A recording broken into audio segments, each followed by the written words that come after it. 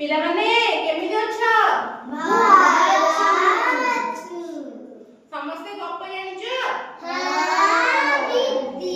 ତମେ ତ ସବୁ ଛୋଟ ବେଳେ ମାନେ ବହୁତ ପ୍ରକାର ଗପ ଶୁଣିଥିବ। ଝିଅ ତମକୁ ଆସିଛି ତମକୁ?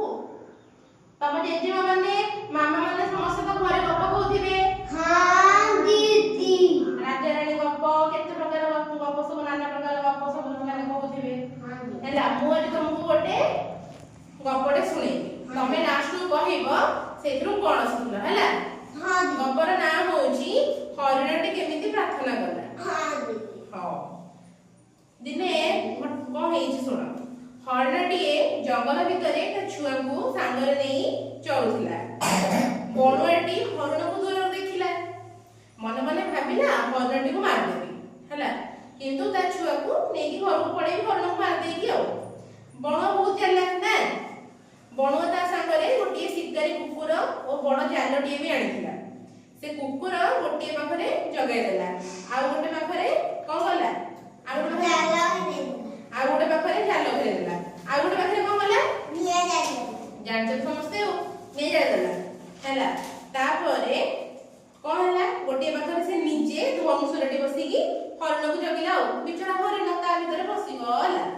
ପବନ ବାଜି ତାପରେ ହରିଣ କଣ କଲା, ଠାକୁରଙ୍କୁ ଡାକିଲା। ଭିତରେ ହଇରାଣ ହେଇକି ହରିଣଟି ଡାକିଲା ଠାକୁରଙ୍କୁ, ହେ ପ୍ରଭୁ ମତେ ବଞ୍ଚେଇ ଦିଅ, ବିଚରା ମୁଁ ଗୋଟେ ଫସିଗଲି, ମତେ ବଞ୍ଚିକି ଯିବି। ଠାକୁର ତ ବହୁତ ବଡ଼ ଦୟାଳୁ ଲୋକ। ସିଏ କଣ କଲେ, ହରିଣଟିକୁ ବଞ୍ଚେଇବା ପାଇଁ ପବନ କରାଇଲେ। ପବନ ବାଜି ନିଆଁଟା ଜୋରେ ଲିଭିଗଲା। ହରିଣଟି ମୁଣ୍ଡ ଟେକି ଚାହିଁଲା, ଦେଖିଲା ବଣୁଆ ତାକୁ ମାରିବା ପାଇଁ ଚାରି ପାଖରେ ଜାଲ ଜଗେଇ ବସିଛି। ବଣୁଆ ଭାବରେ ଫସିଯିବା ପାଇଁ ଆଉ କିଛି ବାଟ ନାହିଁ। ହରିଣଟି ତା ଛୁଆ ବଣୁଆଠୁ କେମିତି ରକ୍ଷା କରିବ କିଛି ଜାଣିପାରିଲା ନାହିଁ। କହିଲା ନିଆଁ ସିନା ଲିଭିଗଲା, କିନ୍ତୁ ଏପଟେ ତ ବଣୁଆ ବସିଛି, ମୁଁ କେମିତି ଯିବି? ତାପରେ ପୁଣି ସେ ଭଗବାନଙ୍କୁ କହିଲା କି ଭଗବାନ, ଆପଣ ଗୋଟେ ସାଇଡ ସିନା ନିଆଁ ଲିଭେଇ ଦେଲେ, ମୁଁ ଏପଟ ପଟେ କେମିତି ଯିବି?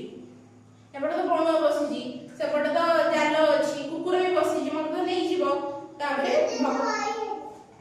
ସାଇଲେଣ୍ଟ। ତାପରେ ହେଠୁ ଭଗବାନ ହରିଣଟିର ଡାକ ପୁଣି ଥରେ ଶୁଣିଲେ। ସଙ୍ଗେ ସଙ୍ଗେ ଆକାଶରେ କଳା ମେଘ ଫୁଟିଗଲା। ତାପରେ ଖୁବ ଜୋରରେ ପବନ ବହିବାରୁ ବଣୁଆର ଜାଲଟା ଛିଡ଼ିଗଲା। ବର୍ଷା ପାଣିରେ ନିଆଁ ବି ଲିଭିଗଲା। ତାପରେ ବଡ଼ ଗଛଟି ଭାଙ୍ଗି ପଡ଼ି ବିଚରା ଶିକାରୀ କୁକୁରଟା ବି ମରିଗଲା। ତାପରେ ହୁଙ୍କା ଭିତରୁ ଗୋଟେ ସାପଟେ ବାହାରିକି ଆସିଲା, ବଣକୁ କାମୁଡ଼ି ଦେଲା। ବଣ କଣ ହେଲା, ମରିଗଲା। ହେଲା, ତାପରେ ବିଚରା ହରିଣଟି ଖୁସିରେ ମାନେ ବଞ୍ଚିଗଲା ନା, ସମସ୍ତେ ମରିଗଲେ, ଭଗବାନ ଡାକ ଶୁଣିଦେଲେ। ବିଚରା ହରିଣଟା ଖୁସିରେ ଦୌଡ଼ିକି ପଳେଇଲା ତା ଛୁଆ ପାଖକୁ। ଏଇ ଗପରୁ ଆମେ କଣ ଶିଖିଲେ? କଣ ଶିଖିଲେ କିଏ କହିପାରିବ? କଣ ଶିଖିଲେ କହିଲ? କଣ ଶିଖିଲେ? କଣ ଶିଖିଲେ ଗପଟେ? ଆମେ ଭଗବାନଙ୍କୁ ଯଦି ନିଷ୍ଠାର ସହିତ ପ୍ରାର୍ଥନା କରିବା, ଧୈର୍ଯ୍ୟ ହରାଇବାନି, ତାହେଲେ ଆମେ ସବୁ ବିପଦରୁ ରକ୍ଷା ପାଇବା। ତେଣୁ ତମେମାନେ ବସ, ତମେମାନେ ଯେତେବେଳେ କୌଣସି ଅସୁବିଧାରେ ପଡ଼ିଥିବ, ମାନେ କିଛି କରିପାରୁନଥିବ, କେହି ତମକୁ ସାହାଯ୍ୟ କରୁନଥିବେ, ସେତେବେଳକୁ ତମେ ଭଗବାନଙ୍କୁ ଡାକିବ। ଭଗବାନଙ୍କୁ ନିଷ୍ଠାର ସହିତ ପ୍ରାର୍ଥନା କରିବ, ଧୈର୍ଯ୍ୟ ରଖିବ, ଯାହା ଫଳରେ ତମକୁ